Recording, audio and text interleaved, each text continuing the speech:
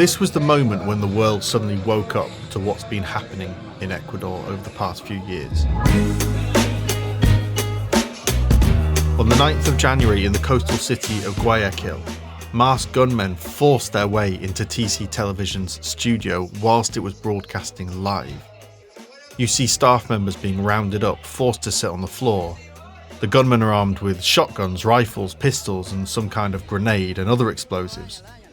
Occasionally, you'd see one of them push a staff member to the floor. A woman is heard pleading to them, "Don't shoot, please don't shoot." And another staff member sent a message via WhatsApp saying that they came to kill us. One of the journalists is seen talking. He's being told to give the police a message, not to enter the premises. At the same time, one of the gang members to his side is pointing a shotgun at his neck. Another puts what looks like dynamite in his suit pocket. The gang members are seen waving weapons around, declaring that they have bombs. Occasionally you hear gunfire. They also appear to realise that they're currently beaming live into the homes of people around the country, and so they make hand signals and gestures. And it's strange because it reminds me of the behaviour of children who suddenly realise that there is a TV camera and they start waving in the background. And that's just it. They're all young. 2 were minors.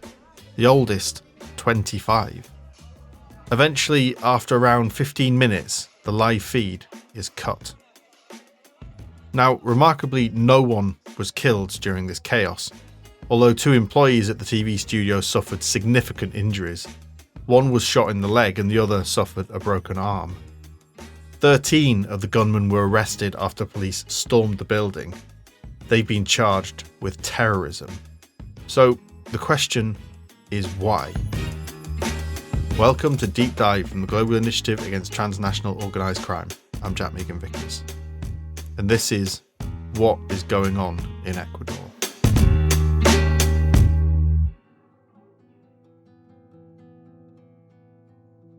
Let's rewind back to December 2020 in the city of Manta on the Pacific coast. A man called Jorge Luis Zambrano sat with his wife and daughter in a food court of the Mall del Pacifico shopping centre. As always, he was with his security team of 3.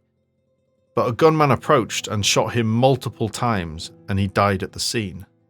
Jorge Luis Zambrano went by another name, an alias, Rasquiña, the leader of a powerful Ecuadorian gang called Los Choneros, who are linked to the Mexican Sinaloa cartel. He led them for almost a decade, although much of that time during his incarceration. He'd only been released from prison 6 months earlier. So who are Los Choneros? So Los Choneros were the main criminal group operating in Ecuador, and that group was mainly a logistical provider, and it literally take care of transport, storage, and then shipment in the local scenario. This is Felipe Botero Escobar, head of Andean programs at the Global Initiative Against Transnational Organised Crime. Some of the biggest leaders from Los Choneros were captured and were put in the jails. And in 2018, one of the main leaders was killed inside the jail. And this started a huge fight among them. And that was the beginning of the division of Los Choneros in different organized crime groups. And this allowed other local, like ground-based criminal groups to start rising their profile and getting much more visibility in the Ecuadorian context, as Los Choneros was more concerned in solving their own internal dispute.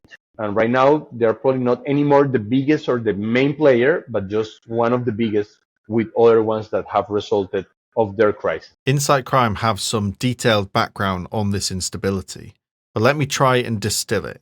So, for years, Los Choneros had battled against Los Cubanos and Los Lagartos for control of the prisons and the illicit markets on the street, until the untimely death of 2 prominent gang figures. One was decapitated in prison and the other died of COVID. But the murder of Rasquiña months after his release caused its own power vacuum at the top of Los Choneros.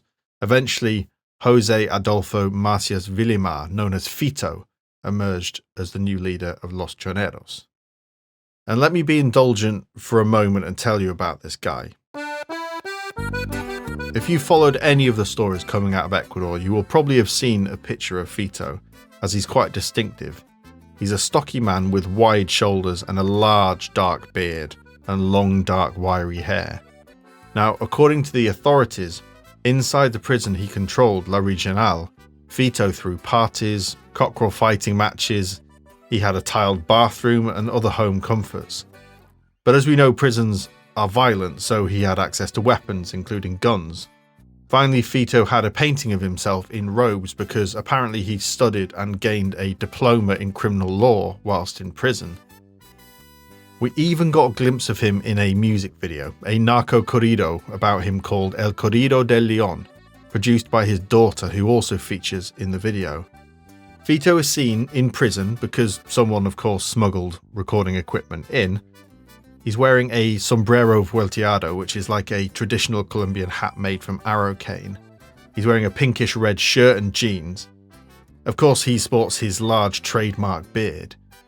He also appears to have a gold watch, a few huge gold rings on each hand, which on closer inspection are in the shape of a lion's head, with a mane made of diamonds. And finally, he has a couple of gold chains around his neck, one that has a gold grenade hanging off it.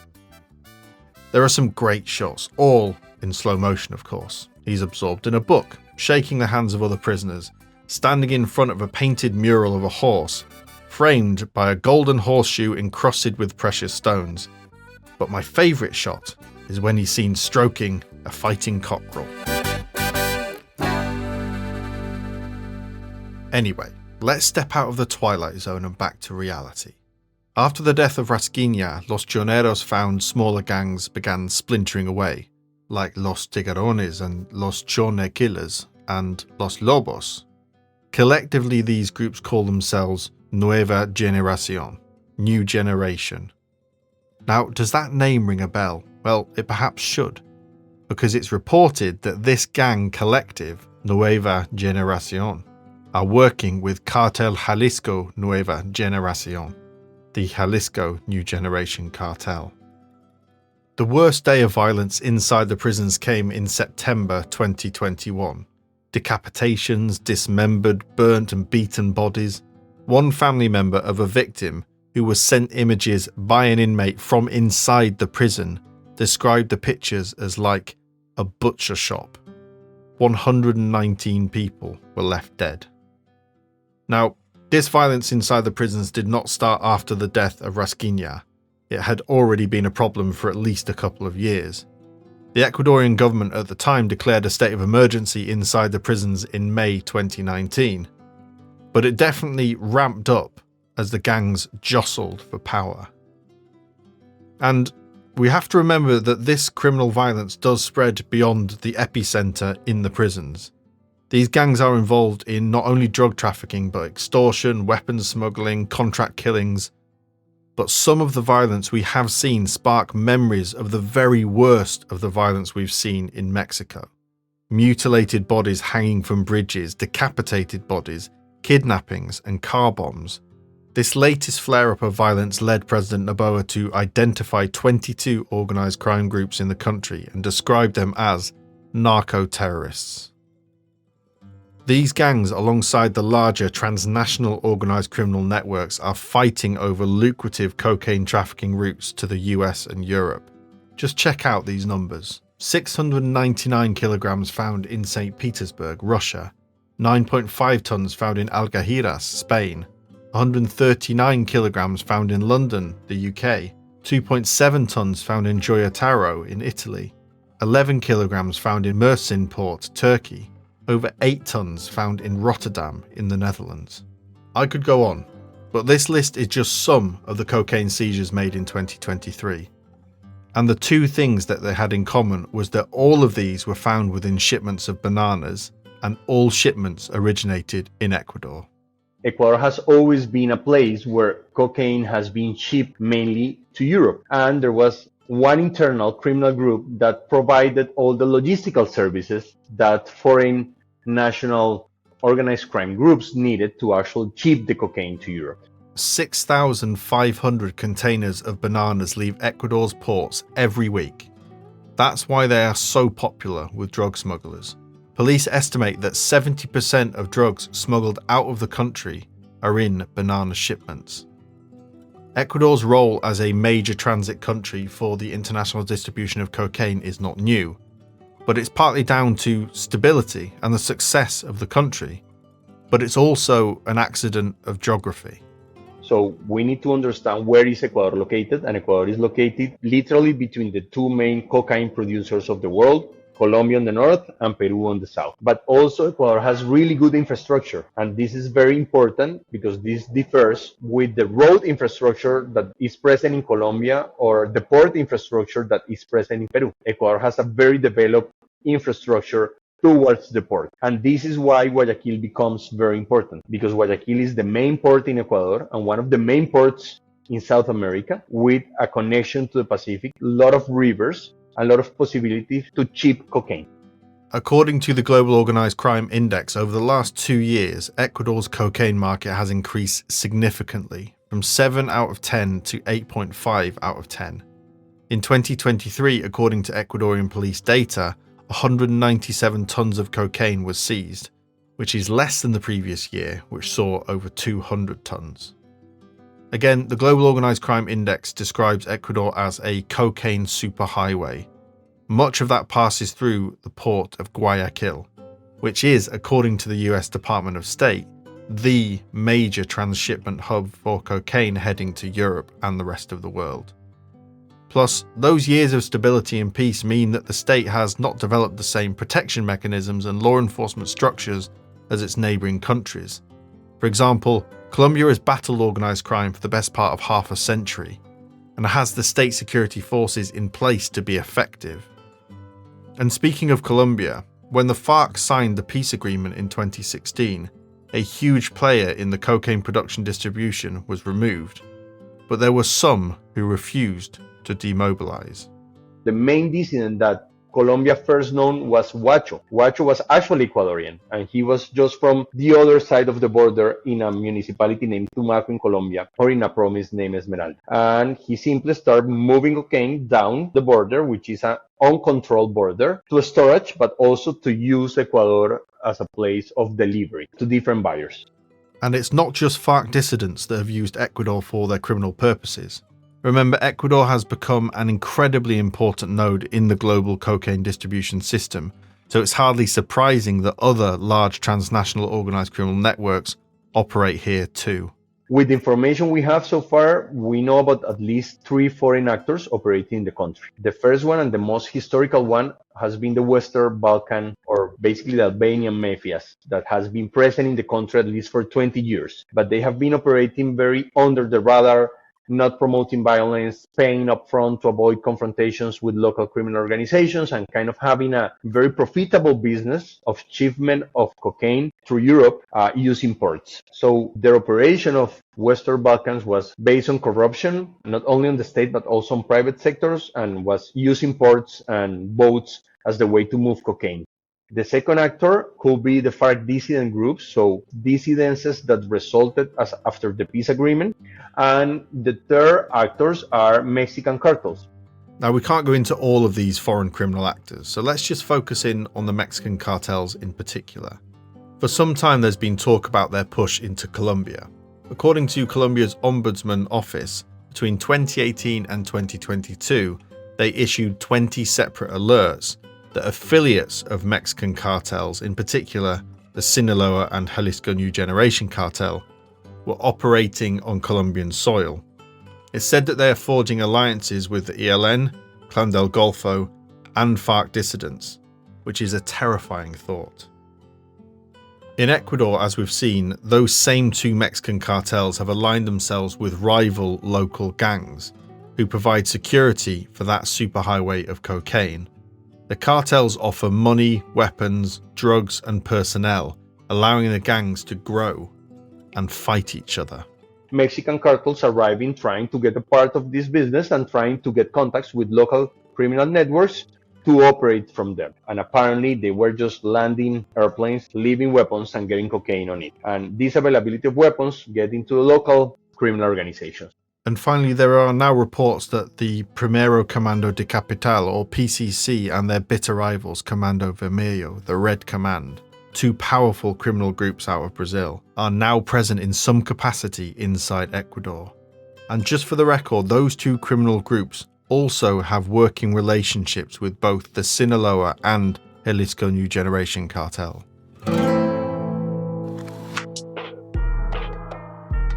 Another moment last year that made international headlines was the shocking assassination of Fernando Villavicencio, a former investigative journalist and then presidential candidate. The attack took place at the campaign rally of presidential candidate Fernando Villavicencio, who was murdered by hired assassins. He was killed whilst leaving a campaign rally in Quito, and although Villavicencio was not one of the favourites to win the presidency, he had campaigned against corruption in politics and its relationship to organised crime. He once said that you don't negotiate with the mafia, you fight the mafia. Before his murder, he'd received death threats. The investigation into his murder revealed that the call to the hitmen came from Cotopaxi, a prison, and was orchestrated by a group called Lobos a la Sombra, the Shadow Wolves, thought to be linked to Los Lobos, although it is known that Fito also issued threats to Villavicencio. The GI's Assassination Witness Project has just released a detailed profile of Villavicencio called The Price Paid for Exposing Narco-Politics in Ecuador. I'll put a link to that in the podcast notes.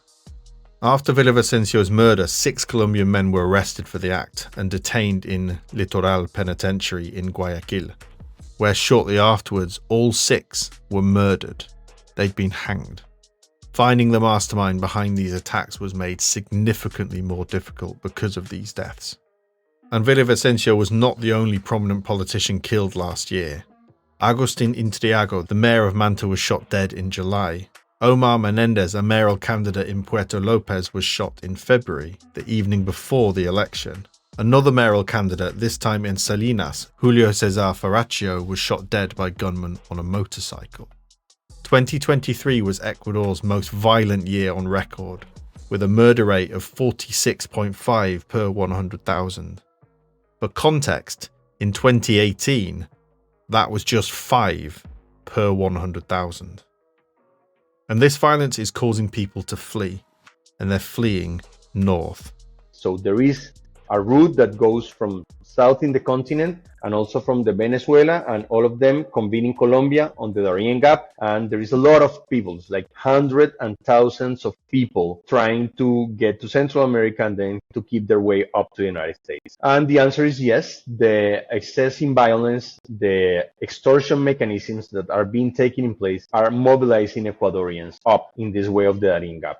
So actually, if you go and check what the nationalities is of the people who is crossing the Darien Gap, before was people from Haiti and even from Africa, later it was Venezuelans, but in the last years, Ecuadorians has come to one of the main nationalities trying to go all the way up to the United States. And I believe this is vulnerable people who is living and suffering this violence, and to a certain extent has two options: to stay there and pay extortion and try to not be recruited by one of these organized groups, or actually live in the country and trying to get a better future in the United States or in Canada. Some of Villavicencio's investigations often revealed corruption within the state. If we delve back into the Global Organised Crime Index, we see that corruption is rampant in Ecuador. Every significant criminal market, from cocaine to gold and from weapons to human trafficking, state actors are heavily involved. And the level of corruption was made clearer when the Attorney General, Diana Salazar, launched an investigation into the links between the criminal gangs, the police, the judiciary, and politicians. It's called Caso Metastases. I would like to start saying that the name of the operation explains a little bit what is going on. Organized crime has got like a cancer that is being metatized among the state and among different layers. And I think that in the last government, this became evident to the point that the president called to new elections, and the current government is a government that will be only in place for 18 months before they have to call to elections again. So it's kind of a transition government as a result of all of this crisis. So all the candidates that compete for the current position had to have organized crime in their agenda and a response to the organized crime crisis in Ecuador in the agenda. Daniel Noboa started with a more preventive approach, but with the pass of time during the campaign and after the assassination of Fernando Villavicencio, he started making much more serious and hardline type of declarations against organized crime. Caso Metastases captured 29 people, including current and former judges and police officers alleged to be involved with organized crime. The investigation stemmed from the arrest of a man called Leandro Norero, known as El Patron, once a trusted associate of Rasquiña, the former leader of Los Choneros.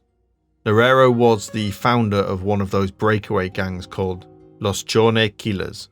Norero was well connected and reportedly ran a money laundering and drug financing service for Los Lobos and other criminal groups. Anyway, in amongst the millions of dollars and gold bars, there were 16 cell phones, and they revealed a copious amount of evidence of corruption, from cash and women being offered to police officers to using laundered money to bribe judges. It also shows that Norero was watching Villavicencio. El Patron himself, Leandro Norero, was killed in Cotopaxi jail during a prison riot alongside 14 others. Some media outlets reported that there were beheadings, including possibly Norero. It took a force of 600 police and military entering the prison to regain control. Since that point, there has been a change of administration after allegations of corruption, which included alleged connections to the Albanian Mafia, who have been operating in the country for some time. So it's against that backdrop, gang violence in prisons, corruption in the state, an increase of weapons, the Caso Metastases, a growing list of foreign criminal actors, and an ill-prepared state, that President Lasso, who was facing his own impeachment inquiry at the time, dissolved the National Assembly and decided not to run in the upcoming elections that fatefully brought Villavicencio into the presidential race. And that eventually ended with the second youngest president in Ecuadorian history, 35-year-old Daniel Noboa, who promised to fight organized crime.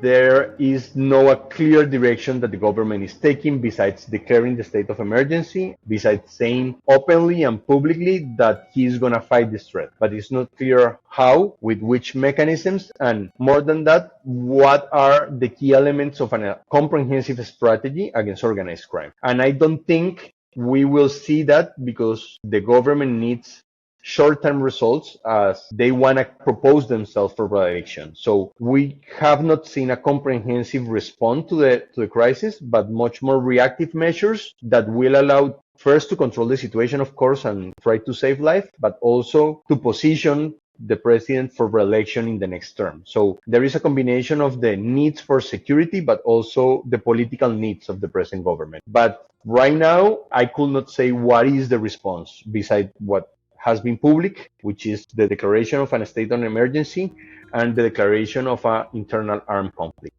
And that brings us back to those events on the 9th of January in Guayaquil, when a group of gang members thought to comprise members from Los Lobos attacked the TV studio. Because 2 days earlier, it was revealed that Fito, the leader of Los Choneros, had vanished from La Regional prison in Guayaquil and taken all of his weapons, jewelry, laptops, cell phones, and so on with him. Apparently, he was due to be transferred to a different prison, but somebody tipped him off.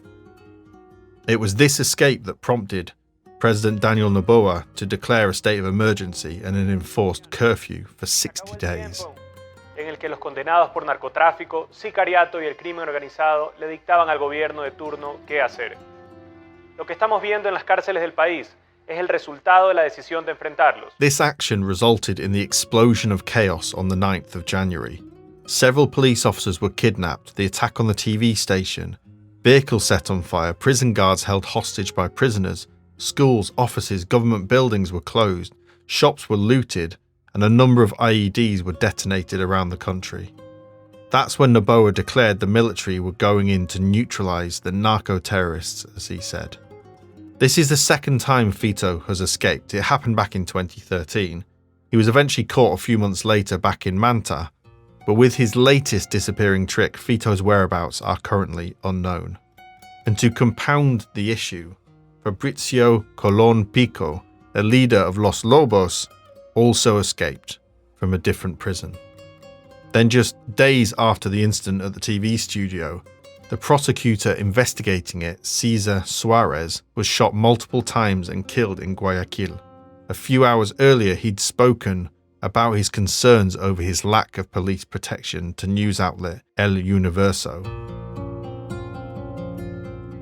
So, it seems like a strange question to ask, given the sheer number of moving parts.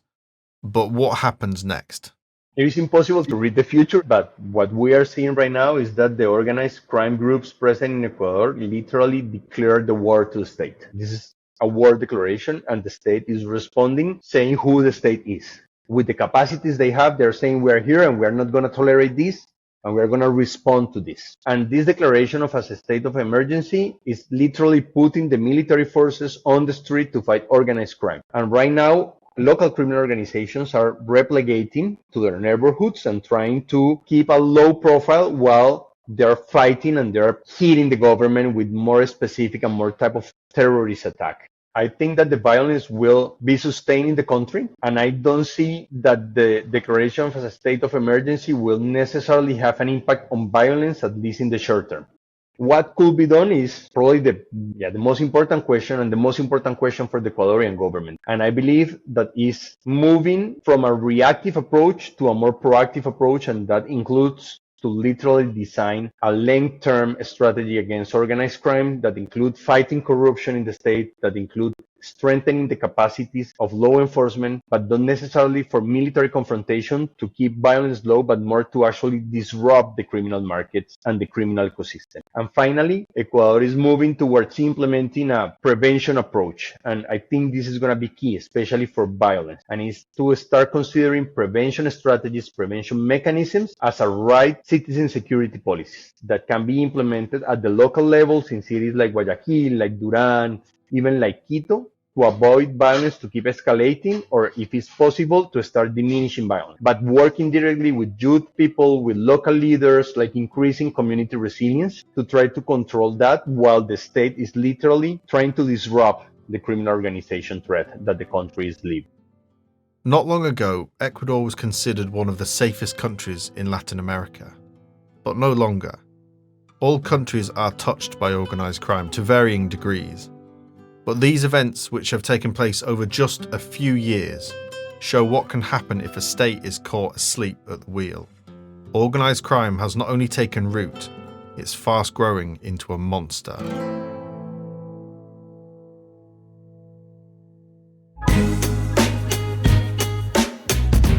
That's it for this episode of Deep Dive. A special thank you to Felipe for speaking to us.